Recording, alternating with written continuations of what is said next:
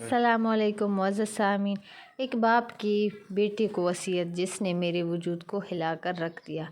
ایک باپ اپنے بیٹے کو مخاطب کر کے نصیحت کرتا ہے، میرے پیارے بیٹے، ایک دن تم مجھے بوڑھا دیکھو گے، میرا رویہ تمہیں غیر منطقی معلوم ہوگا، تب برائے مہربانی بیٹا مجھے تمہارا وقت اور صبر چاہیے ہوگا تاکہ تم مجھے سمجھ سکو۔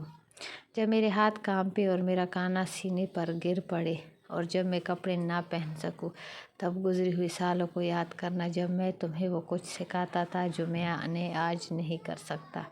اگر میں تم سے بار بار بات کروں اور آپ کو بار بار یاد دہانی کراؤں تو غصہ اور ملامت مت کرنا، اس لیے کہ میں نے تمہارے لیے کتنی ہی باتیں کہانیاں دہرائی ہیں، صرف اسی لیے کہ انہوں نے تمہیں خوش کیا اور تم نے ہمیشہ بار بار مجھ سے پوچھا جب کہ تم چھوٹے تھے۔ معذرت، اب مجھے رکاوٹ نہ ڈالنا۔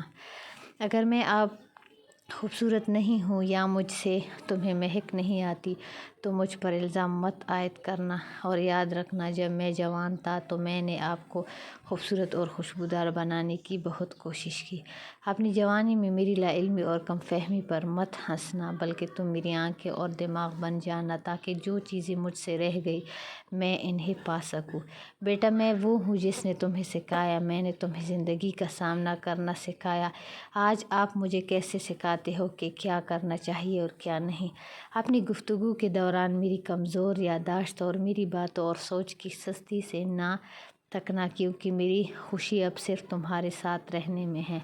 بس مجھے وہ خرچ کرنے میں مدد کرنا جس کی مجھے ضرورت ہے۔ میں اب بھی جانتا ہوں کہ میں کیا چاہتا ہوں۔ جب میرے پاؤں مجھے جہاں چاہے لے جانے میں ناکام ہو جائے تو مجھ پر احسان کرنا اور یاد رکھنا کہ میں نے تمہارا ہاتھ اتنا پکڑا کہ تم چل سکو۔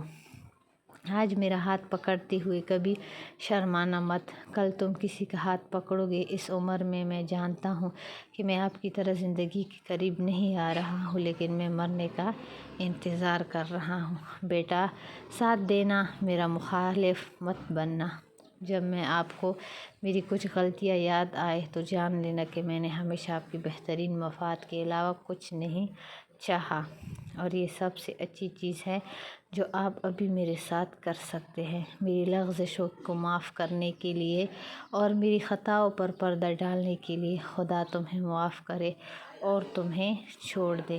بیٹا، آپ کی ہنسی اور مسکراہٹ اب بھی مجھے اسی طرح خوش کرتی ہے جیسے جب میں جوان تھا۔ مجھے اپنی صحبت سے محروم نہ کرنا۔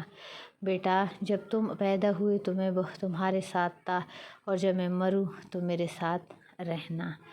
مزید اچھی ویڈیوز دیکھنے کے لیے ہمارا یوٹیوب چینل سبسکرائب کریں اور بیل آئیکن کو دبائیں۔ اللہ حافظ۔